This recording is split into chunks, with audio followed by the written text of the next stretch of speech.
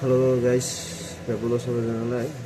आजको ब्लग चाहिँ किनभने आज चाहिँ सिलगढीमा यति साह्रो गरम छ, यस्तो डेन्जर गरम छ। हेर्नुहोस् न, आम्मो यस्तो पसिना आइदिरहेछ है। मोमो बनाउनु पर्यो जस्तो पसिना आइरहेको बेलामा पनि है। आज चाहिँ किनभने चाहिँ यति भन्दा पनि यति गरम छ आज चाहिँ।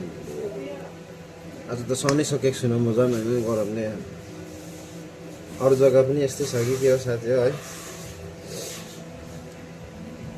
यहाँ चाहिँ यस्तो डेन्जर छ है। म त माथि अब लेकको भएर होला है, यहाँनिरको यो गरम चाहिँ सहनै सकिनँ साथी हो।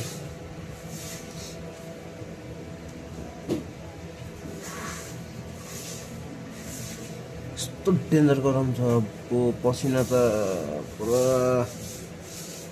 पसिनाको धारा भइरहेछ, खोला बगिरहेछ जिउमा झन्।